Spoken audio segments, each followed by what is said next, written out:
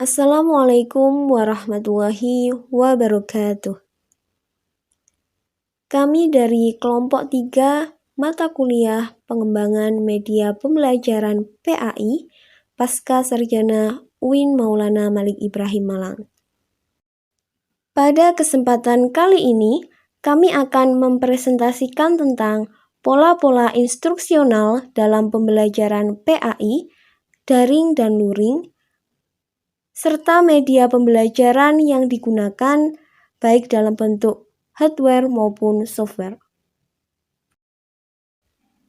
Sebelum kita menjelaskan mengenai tema tersebut, saya akan memperkenalkan anggota kelompok kami. Yang pertama, saya sendiri, April Naulandari. Yang kedua, Ulifah Hilmiati. Dan yang ketiga, Ahmad Ma'ruf Hidayatullah. Terdapat 2 pokok bahasan yang akan kami sajikan dalam presentasi kali ini. Yang pertama, mengenai pola-pola instruksional dalam pembelajaran PAI yang akan disampaikan oleh Ulifah Hilmiati. Kemudian yang kedua, mengenai media-media yang relevan dengan pola instruksional pembelajaran PAI yang akan disampaikan oleh saya sendiri, April Naulandari, bersama teman saya, Ahmad Ma'ruf Hidayatullah. Saya akan menjelaskan mengenai pengertian, tujuan, dan fungsi pola instruksional dalam pembelajaran PAI. Pengertian dari pola atau model itu biasanya diartikan sebagai kerangka konseptual yang digunakan sebagai pedoman atau acuan dalam melakukan suatu kegiatan. Nah, di sini sebelum kita melaksanakan kegiatan itu kan biasanya kita mempunyai angan-angan, mempunyai kayak konsep. Seperti apa konsepnya, seperti apa, kayak gimana, biar apa, biar kegiatan itu bisa berjalan dengan lancar, seperti itu. Namun ada istilah lain dari pola atau model itu, yang artinya seperangkat yang berurutan untuk mewujudkan suatu proses. Misal, kayak dalam pemilihan media atau pemilihan evaluasi. Nah, dalam pemahaman suatu pola atau model pembelajaran ini merupakan bentuk pembelajaran yang tergambar dari awal sampai akhir yang disajikan secara khas oleh guru. Jadi, setiap guru itu biasanya memiliki suatu pola atau model pembelajaran yang berbeda-beda. Karena setiap guru itu memiliki pendekatan atau metode atau teknik pembelajaran itu berbeda-beda, memiliki khasnya tersendiri, ada khasnya tersendiri.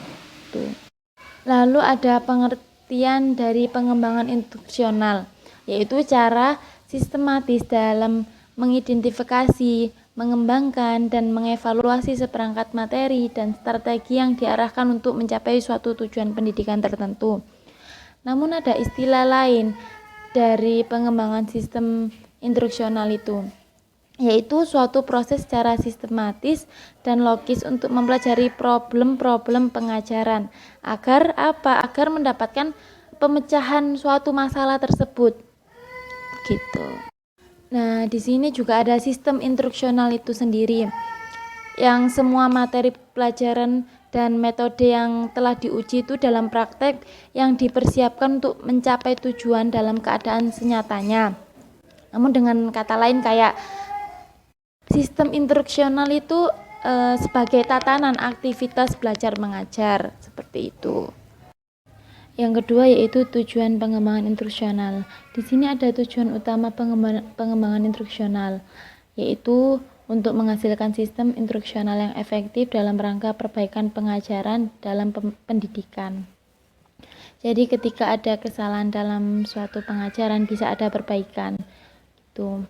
Terus selanjutnya ada fungsi dari pengembangan instruksional dalam pembelajaran yang ada 4 pembagian. Yang pertama yaitu pedoman bagi guru dalam melaksanakan proses belajar mengajar dalam rangka perbaikan situasi pengajar dan pendidikan.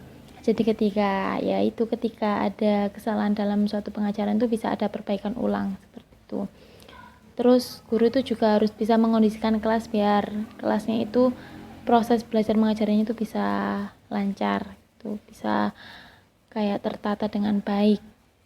Yang kedua yaitu pedoman guru dalam mengambil keputusan instruksional yang meliputi mengidentifikasi kebutuhan dan karakteristik peserta didik. Jadi guru itu harus mengetahui karakter peserta didik itu kayak gimana, anak ini kayak gimana, harus mengetahui terlebih dulu. Terus menentukan tujuan instruksional. Nah, sebelum kegiatan ini dilaksanakan itu biasanya harus memiliki tujuannya itu apa sih, untuk apa sih, kayak gitu. Terus menentukan strategi belajar mengajar. Harus mempunyai kayak strateginya, biar apa? Biar proses belajar mengajarnya itu bisa berjalan dengan lancar. Seperti itu. Terus sebelum itu menentukan materi pelajaran. Jadi ketika sebelum pembelajaran itu biasanya itu kan menentukan materi pelajaran. Jadi nggak semua pelajaran langsung dijadikan satu, nggak kayak gitu. Jadi menentukan dulu materi pelajarannya seperti apa. Lalu ketika sudah menentukan materi pelajaran udah ada, terus guru itu kayak menyiapkan media atau alat peraga. Gunanya untuk apa? Ya gunanya untuk prosesnya itu bisa berjalan dengan lancar dan peserta didik bisa menerimanya dengan baik, kayak gitu. Karena apa? Karena setiap materi pelajaran itu memiliki media dan dalam penyampaian pembelajaran yang berbeda-beda. Itu nggak semua materi pelajaran itu medianya sama, terus nggak semua seperti itu. Lalu yang terakhir yaitu menentukan evaluasi pengajaran. Pada yang pembagian ketiga yaitu alat evaluasi atau pengontrolan dalam kesesuaian antara perencanaan instruksional dan pelaksanaan belajar mengajar.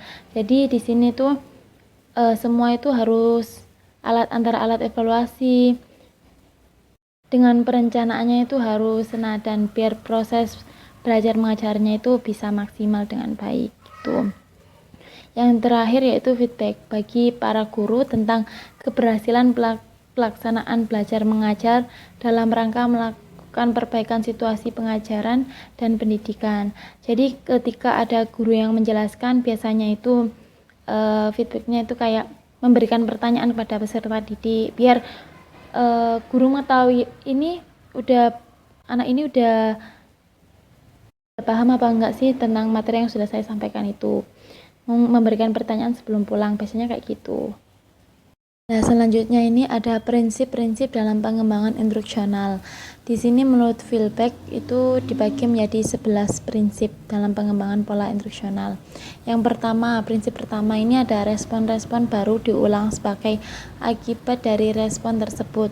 Yang artinya apa? Ketika ada respon positif terhadap suatu tindakan, itu maka peserta didik biasanya itu cenderung mengulang kembali. Biasanya seperti itu. Namun ketika ada respon yang negatif, biasanya juga peserta didik itu mengulanginya. Adapun juga kayak mengubahnya dengan hal yang positif gitu. Nggak semua peserta didik itu bisa menangkap hal positif, bisa menangkap hal negatif gitu.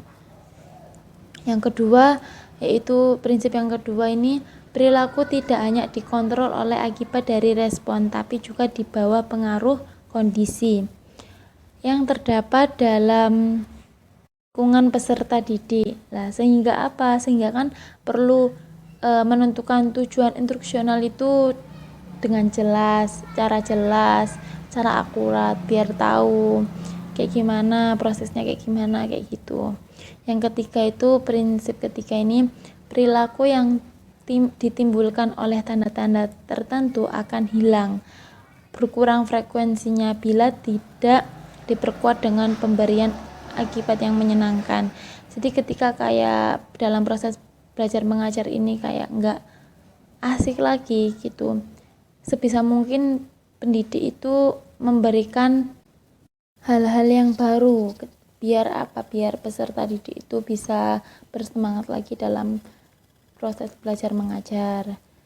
Prinsip yang keempat itu belajar menggeneralisasikan dan membedakan adalah dasar untuk belajar sesuatu yang kompleks. Jadi kayak gini, harus bisa membedakan mana sih yang masalah, mana sih yang enggak gitu. Biar ketika ada masalah itu bisa memecahkan masalah gitu, bukan malah meninggalkan gitu. Terus prinsip yang kelima, Status mental peserta didik untuk menghadapi pelajaran akan menghargai perhatian dan ketekunannya selama proses belajar. Jadi pendidik itu harus memberikan perhatian kepada peserta didik.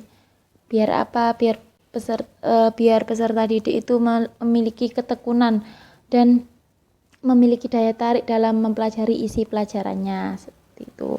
Terus prinsip yang keenam, kegiatan belajar yang dibagi menjadi langkah-langkah kecil dan disertakan umpan balik untuk menyelesaikan setiap langkah akan membantu sebagian besar peserta didik.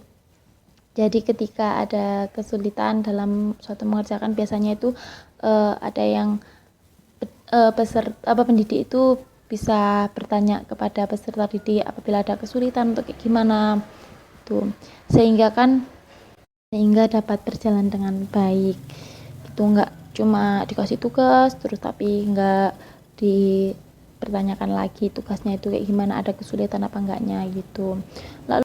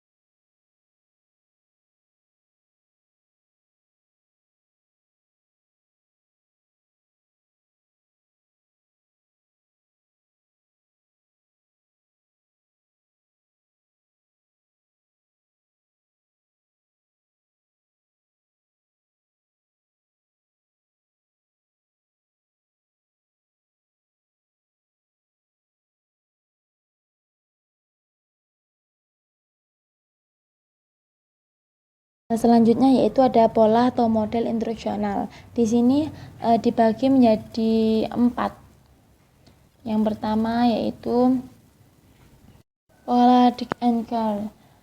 Nah, pola ini menggunakan model pembelajaran sistem, yaitu suatu sistem prosedural yang bekerja dengan prinsip yang berupa tahapan akan menerima masukan dari tahapan sebelumnya dan menghasilkan keluaran untuk tahapan berikutnya, sehingga semua komponen tersebut bekerja bersama-sama untuk memenuhi dan menghasilkan suatu pembelajaran yang efektif.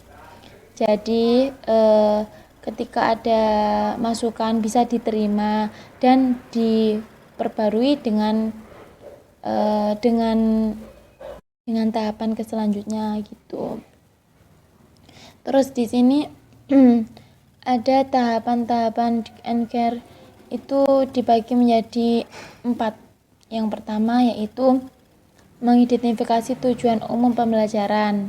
Dalam hal ini diharapkan dapat menentukan sesuatu apa yang dapat dilakukan oleh peserta didik setelah mengikuti pembelajaran. Lalu yang kedua, menganalisis pembelajaran yang berupa langkah-langkah yang dapat dilakukan untuk mencapai tujuan pembelajaran. Lalu yang ketiga, mengidentifikasi karakter peserta didik.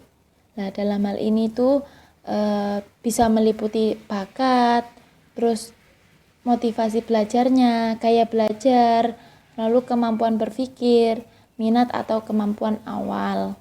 Yang terakhir yaitu merumuskan tujuan khusus pembelajaran. Lalu pada yang kedua ini pola Ashur. Pola Ashur ini dibagi menjadi 6 langkah. Yang pertama yaitu analyze learners, yaitu perihal mengetahui kebutuhan dan tingkat kemampuan peserta didik. Yang kedua yaitu status objektif, yaitu tujuan pembelajaran yang harus berfokus pada pengetahuan, kemahiran, dan sikap yang baru untuk dipelajari. Yang ketiga yaitu ada select methods, yaitu perihal pemilihan media, materi, atau metode.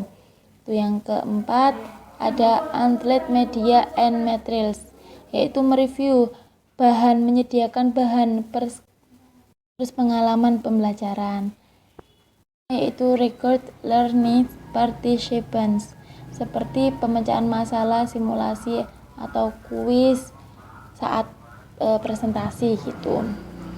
Yang terakhir yaitu evaluate and revert, yaitu menilai pencapaian pelajar, pembelajaran yang dihasilkan, memilih metode dan media, kualitas media, penggunaan guru, dan penggunaan pelajar. Terus pada pembagian pola yang ketiga ini ada pola Gerlet and Ellie. Dan di sini juga ada rincian komponennya yang dibagi menjadi 3. Yang pertama yaitu merumuskan tujuan pembelajaran. Dalam hal ini harus bersifat jelas dan operasionalnya itu biar bisa ditangkap dengan mudah. Tuh. Yang kedua ada penilaian awal kemampuan siswa. Jadi setiap siswa itu guru itu nggak bisa menilai semua siswa ini sama dalam kemampuannya. Pastinya setiap siswa itu memiliki kemampuan yang berbeda-beda. Lalu yang ketiga yaitu menurut strategi pembelajaran dan pendekatan yang dipakai dalam mengajar. Jadi guru itu harus memiliki strategi pembelajaran dan pendekatan kepada peserta didik itu saat belajar mengajar. Dan pola yang keempat ini ada pola adit. Menurut Reis dan Molenda, langkah-langkah dalam penerapan pola adit ini dibagi menjadi 5 bagian. Yang pertama yaitu analis, yang artinya untuk menentukan kebutuhan dan tugas yang harus dilakukan oleh peserta didik. Gitu. Yang kedua ada desain, yaitu berkaitan dengan objek pembelajaran, instrumen penilaian, latihan, dan isinya. Analisis subjek, rencana pembelajaran, dan pemilihan media pembelajaran gitu. Terus yang ketiga ada development, yaitu mewujudkan pola yang menjadi kenyataan atau produk yang dapat digunakan. Yang keempat ada implementation, yaitu langkah untuk menerapkan sistem pembelajaran yang sedang dirancang. Jadi setiap mau pembelajaran itu ada kayak langkah-langkah tersendiri gitu. Yang kelima, yang terakhir ini ada evaluation, yaitu proses untuk melihat berhasil tidaknya suatu sistem pembelajaran. Jadi yang terakhir itu tiap ada pembelajaran itu mesti ada evaluasinya. Biar apa? Biar bisa memperbarui pembelajaran ketika ada yang kurang, lalu diperbaiki di kemudian hari gitu. Terima kasih. Selanjutnya saya akan membahas mengenai media-media yang relevan dengan pola instruksional pembelajaran pendidikan agama Islam. Media mempunyai karakteristik tersendiri dalam perkembangannya. Hal itu dikarenakan agar media selalu memberikan warna baru dalam menyampaikan suatu pesan. Begitu pula dengan media pembelajaran yang terus berkembang dan mempunyai banyak variasi untuk memenuhi kebutuhan para pelaku pendidikan, yakni guru dan siswa, serta untuk memperbaiki dan mengembangkan kualitas pembelajaran dan mencapai tujuan pembelajaran sesuai dengan apa yang telah direncanakan. Sudah sering kita ketahui bahwa secara umum guru menggunakan buku sebagai media pembelajaran.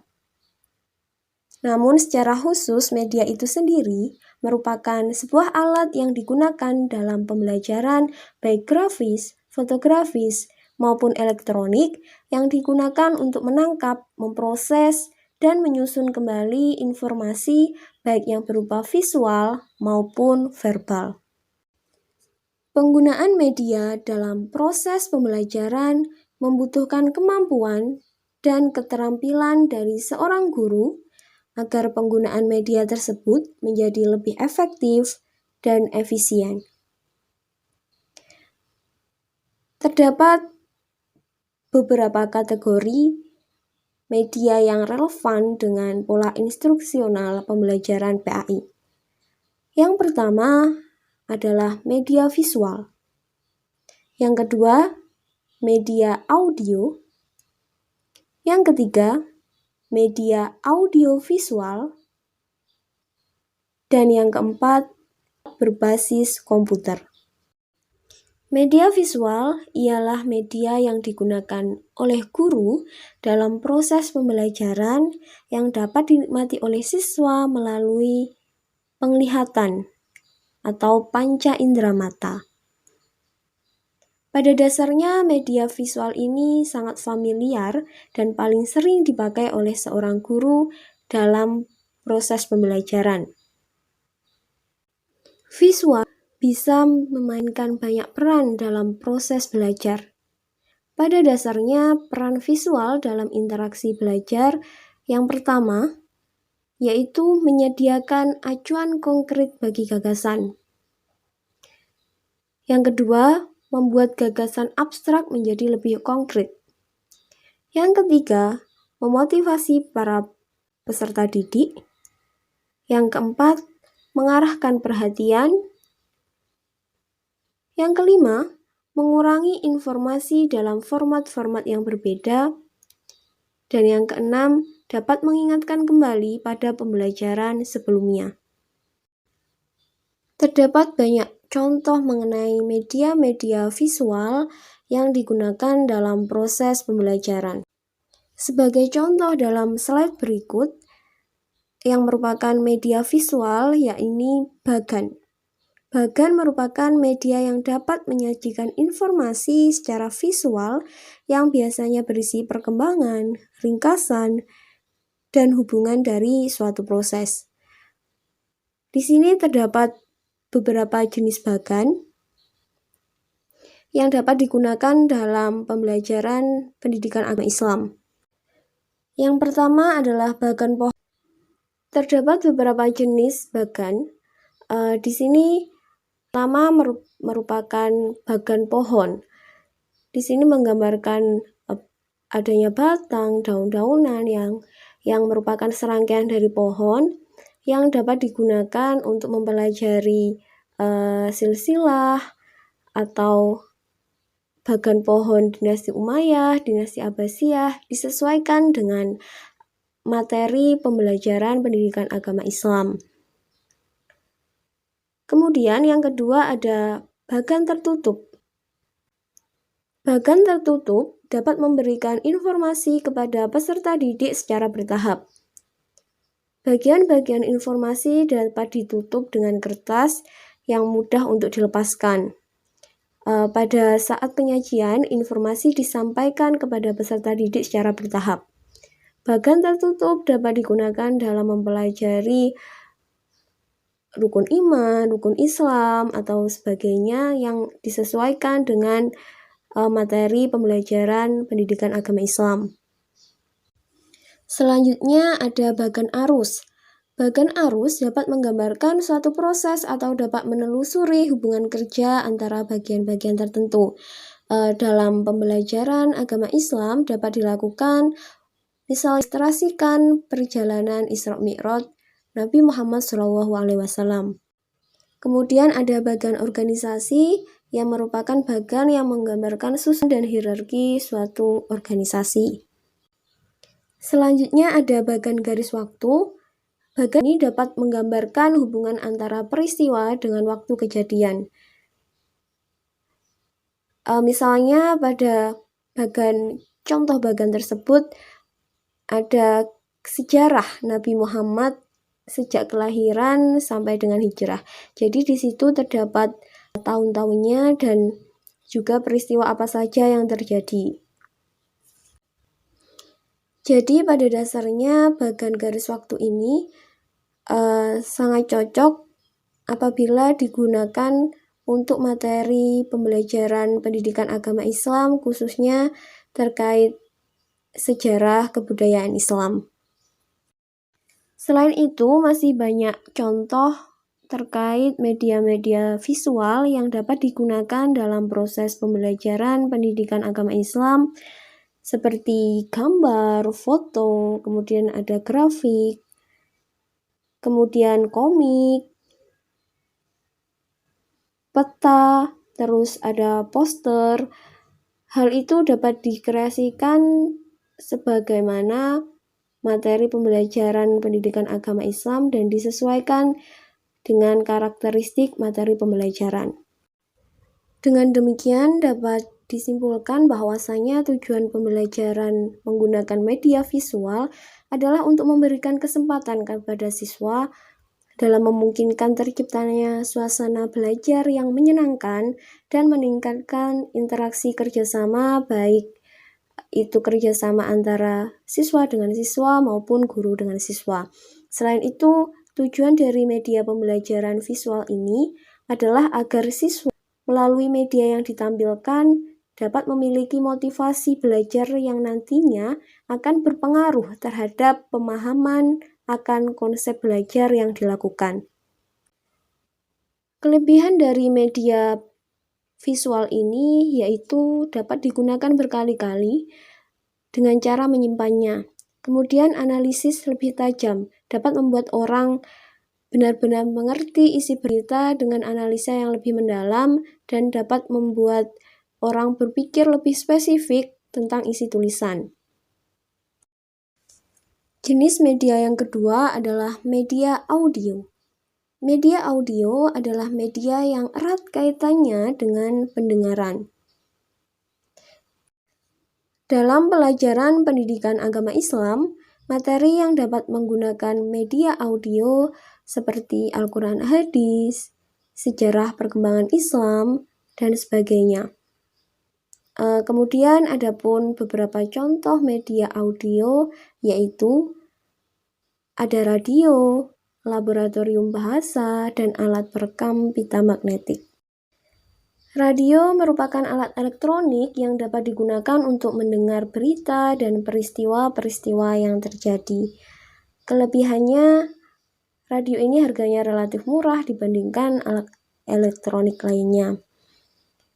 Kemudian mudah dipindahkan, dapat merangsang anak untuk aktif mendengar, dapat mengatasi ruang dan waktu, dan dapat mengembangkan daya imajinasi peserta didik.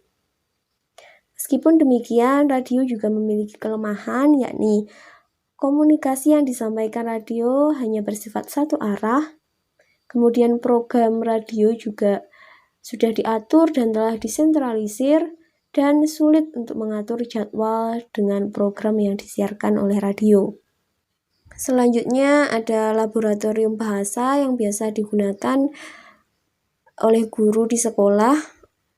Ini merupakan media audio yang biasa digunakan untuk melatih pendengaran bahasa asing seperti bahasa Arab misalnya. Kemudian ada lagi alat perekam pita magnetik sebagai salah satu media audio. Alat perekam pita magnetik ini dapat dicontohkan dalam bentuk kaset tape recorder misalnya. Media audio ini juga bisa diterapkan dalam metode menghafal siswa, misalnya menghafal ayat-ayat Al-Quran. Dalam hal ini siswa bisa mendengarkan murotal-murotal surat-surat yang ada dalam Al-Quran. Pada dasarnya, media audio memiliki kelebihan dan juga kekurangan. Oleh karena itu, guru sebaiknya menyesuaikan dengan materi yang sekiranya cocok digunakan menggunakan media audio. Selanjutnya saya akan menerangkan tentang media audiovisual dan media berbasis komputer. Pengertian media audiovisual. Media adalah alat. Media audiovisual adalah seperangkat alat yang dapat memproyeksikan gambar dan suara menjadi paduan yang sesuai, melibatkan pendengaran dan penglihatan sekaligus dalam satu proses atau suatu kegiatan pembelajaran. Jadi media audiovisual ini menggabungkan dua indera dalam proses pembelajaran menggunakan media audiovisual, yaitu penglihatan dan juga pendengaran, yang ditujukan untuk para peserta didik dengan tujuan supaya lebih menarik, supaya lebih efektif dan juga lebih efisien dalam proses pembelajaran. Macam-macam media audiovisual. Yang pertama adalah film. Film ini disajikan dari alur cerita dengan tema dan subjek yang disesuaikan. Sebuah film ini bisa kita cari banyak sekali di internet.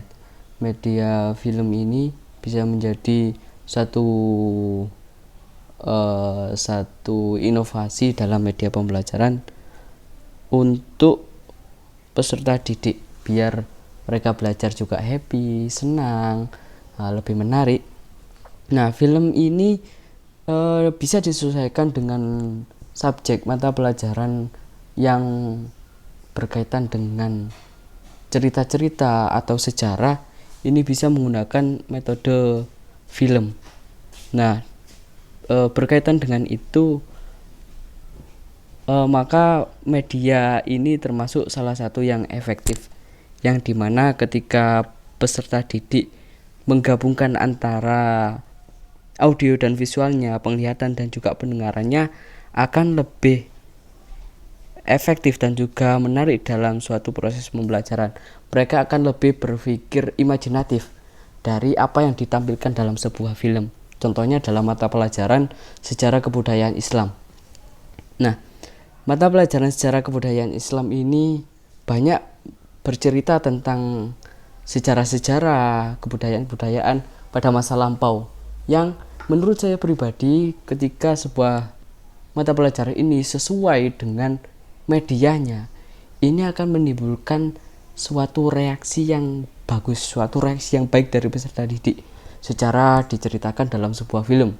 Contohnya, bagaimana kondisi alam semesta ketika Nabi Muhammad lahir. Nah, ini kan bisa kita cari filmnya, kita download, terus kita tampilkan ke anak-anak dengan tujuan supaya mereka lebih imajinatif, bisa berimajinasi bagaimana sih dulu ketika Nabi itu lahir, bagaimana kondisi lingkungannya. Nah, ini kan kalau kita gambarkan lewat sebuah film, ini pelajarannya akan lebih menarik dan tidak membosankan. Yang kedua ada media video. Pesan yang dapat disajikan melalui video itu bersifat objek kejadian atau informasi nyata, dan dapat pula bersifat fiktif. Jadi objek kejadian ini bisa dijadikan sebuah pembelajaran juga dalam sebuah pembelajaran lewat video. Informasi-informasi disajikan dalam bentuk video, atau bisa juga dengan cerita-cerita fiksi atau animasi, kartun. Nah, itu bisa menjadi media pembelajaran yang lebih menarik untuk anak-anak. Misalkan dalam pembelajaran mata pelajaran Al-Quran hadis, melafalkan huruf hijaiyah untuk anak kelas 2 SD, bisa ditampilkan video dari Upin Ipin yang disukai oleh anak-anak. Nah, ini kan bisa membuat reaksi daripada anak-anak ini lebih kayak gembira gitu. Nah, ini kan menimbulkan suasana pembelajaran ini yang kondusif, terus habis itu menarik dan tidak membosankan. Terus yang ketiga ada media televisi, yaitu sistem elektronik yang mengirimkan gambar diam dan gambar hidup bersama suara melalui kabel atau ruangan. Jadi pembelajaran lewat televisi ini akhir-akhir ini sudah sangat banyak digembor-gemborkan oleh pemerintah. Karena dengan situasi dan kondisi seperti ini, pemerintah mempunyai inovasi menggandeng pihak pertelevisian untuk menginovasikan sekolah-sekolah yang tidak bisa bertatap muka langsung, tidak bisa belajar langsung di sekolah, bisa dialihkan belajar lewat televisi. Nah, ini menurut saya sebuah terobosan yang bagus oleh pemerintah supaya peserta didik ini tidak terlalu lama pikirannya ini menganggur, supaya tetap ada kondisi di mana siswa ini terus berpikir. Nah, bisa lewat televisi tersebut. Selanjutnya, manfaat media audiovisual memberikan dasar-dasar yang konkret untuk berpikir, membuat pelajaran lebih menarik tentunya, memungkinkan hasil belajar lebih tahan lama, memberikan pengalaman belajar yang lebih nyata, memberikan keteraturan dan kontinuitas berpikir, membuat kegiatan belajar lebih efisien dan beraneka ragam, dan media audiovisual dapat dilakukan berulang-ulang. Tentu saja sangat banyak sekali manfaat-manfaat apabila kita menggunakan media audiovisual dalam sebuah pembelajaran.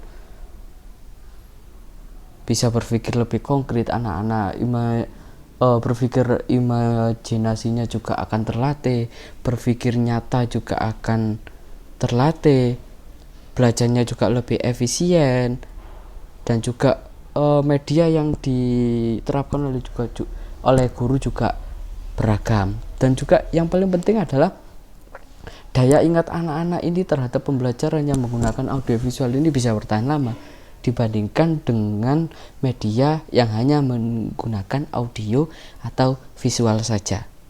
Terus keunggulan yang terakhir adalah media audiovisual ini bisa dilakukan berulang-ulang.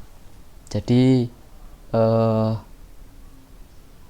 media audiovisual ini bisa dilakukan terus menerus berulang-ulang. Kalau misal pembelajaran pertama masih belum paham, peserta didiknya bisa dilakukan keesokan harinya, diulang terus, yang kedua diulang ketiga kalinya, diulang keempat. Jadi lebih enak, bisa dilakukan dengan berulang-ulang. Selanjutnya, kelemahan media audiovisual yang pertama adalah pelaksanaan perlu waktu yang cukup lama.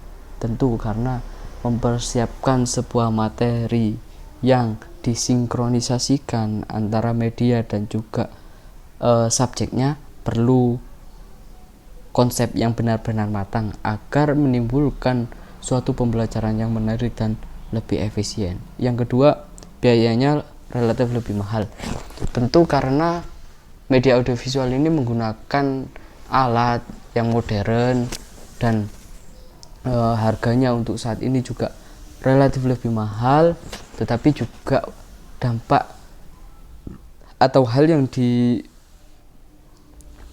yang ditimbulkan juga berbanding lurus dengan harga yang lebih mahal daripada media-media seperti hanya buku atau media-media pembelajaran yang lain, relatif lebih mahal karena menggunakan teknologi. Yang ketiga, media audiovisual tidak dapat digunakan di mana saja dan kapan saja karena media audiovisual cenderung tetap di tempat. Jadi kelemahannya yang terakhir itu tidak bisa moving. Kalau misal pembelajarannya ingin di ruang kelas, terus pindah ke halaman, pindah ke lapangan, ini tentu akan sangat kesulitan menggunakan audiovisual karena media audiovisual ini konsepnya adalah tetap di tempat, jadi tidak pindah ke mana-mana. Yang kedua, media berbasis komputer. Komputer merupakan salah satu bentuk media pembelajaran. Seiring perkembangan zaman, teknologi mengalami perkembangan yang sangat pesat, memiliki kemampuan sistem yang semakin canggih. Setiap hari makin ada inovasi-inovasi baru. Bahkan kini telah berkembang dengan pesat evolusi dari sebuah komputer yang dulunya merupakan sebuah alat yang sangat besar, sekarang sudah dalam bentuk laptop, notebook, dan juga modifikasi lain dalam bentuk smartphone.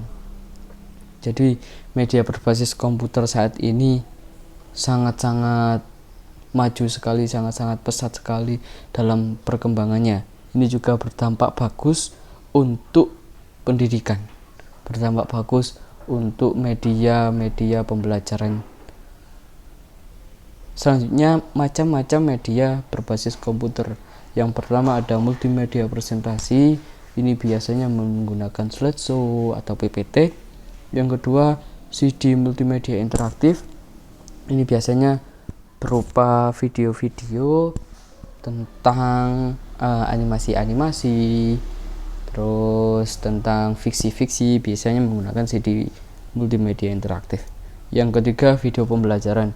Video pembelajaran ini bisa didapatkan melalui YouTube atau banyak sekali sekarang ini. Untuk memperoleh video pembelajaran, untuk mendownloadnya sangat mudah sekali kalau di sebuah daerah itu mendukung internet dan komputer. Terus yang keempat, internet.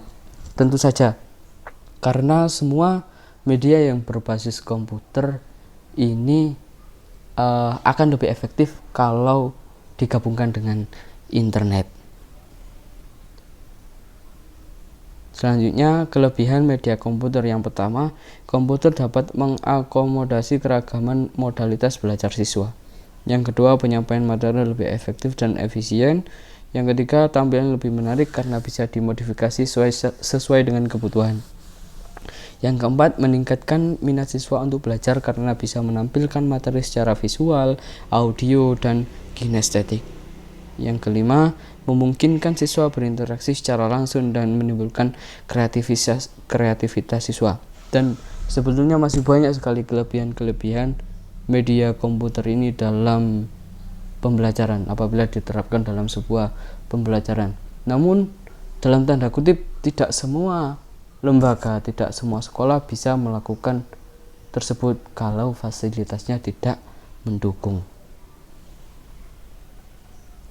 Di era pandemi seperti sekarang ini, pembelajaran yang awalnya luring beralih daring.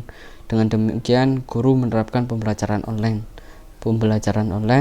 pembelajaran elektronik atau e-learning adalah hasil dari pembelajaran yang disampaikan melalui media elektronik menggunakan komputer atau media berbasis komputer dengan memanfaatkan jaringan internet. Jadi media berbasis komputer ini ketika diterapkan pada saat sekarang ini sangat-sangat perlu sekali. Zaman sekarang ini sangat-sangat perlu sekali sebuah inovasi dari media pembelajaran, sebuah inovasi teknologi untuk memajukan pendidikan, yaitu salah satunya lewat komputer. Jadi semakin hari, semakin bulan, semakin tahun perkembangan teknologi semakin pesat, dan tentunya pendidikan harus menyesuaikan dengan itu, menyesuaikan dengan arus globalisasi yang dapat menimbulkan dampak positif bagi dunia pendidikan. Mungkin itu saja yang dapat saya sampaikan. Ada kurang lebihnya mohon maaf. Assalamualaikum warahmatullahi wabarakatuh.